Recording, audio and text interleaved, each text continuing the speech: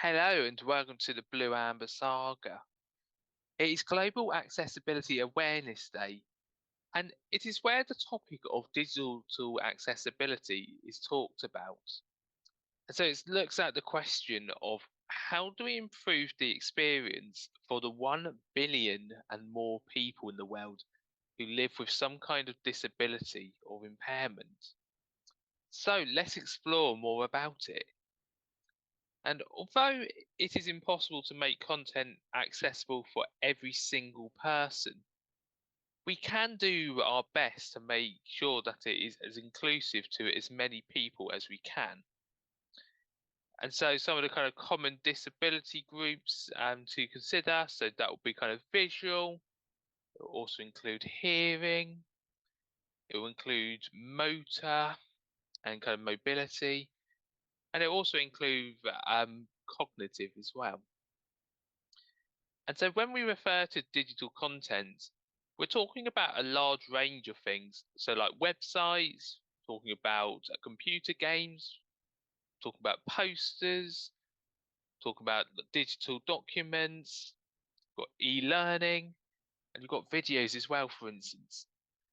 And so with these, there are a range of guidelines to help and to enforce in making the content produced better, such as the WCAG, which is the Web Content Accessibility Guidelines.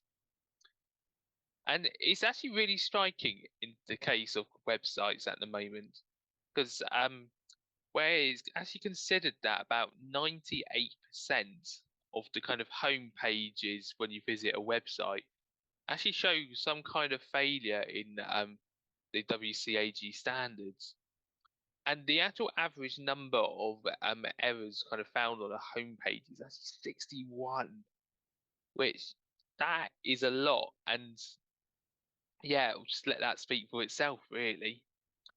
And so, what can be done with this? And I mean, where do you even begin in making things accessible? And so, interestingly, a helpful way is to consider what you're building is for someone living with a visual impairment. I mean, what would help make it a better experience for them? And it's considered by doing this that actually it addresses up to about 90% of the accessibility issues that tend to occur. And that's why it makes it a good kind of starting point. And so some of the challenges, I mean, it might be around kind of reading the text against the background. It might be trying to actually understand what is going on inside a picture that is used. Perhaps it's just trying to work out what the key pieces of information are and what is interactable in what is in front of them.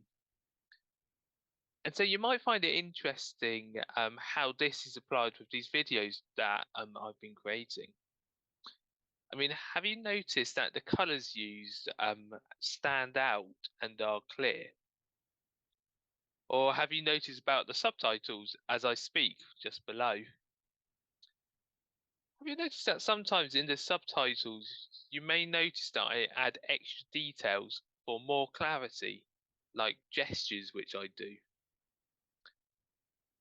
Also, I try not to put too much text up at the same time and, have lots of paragraphs where you're kind of having to struggle to read a bit more into it.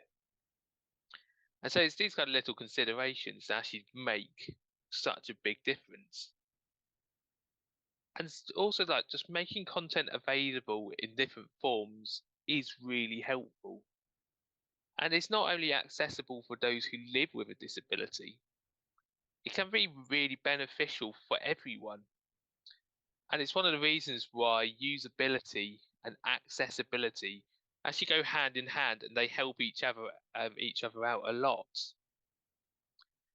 And although in this case we are only kind of been talking about it from a digital perspective, then this can actually apply to everything. And so, how might you be able to make things accessible in what you're involved in? This is the Blue Amber Saga.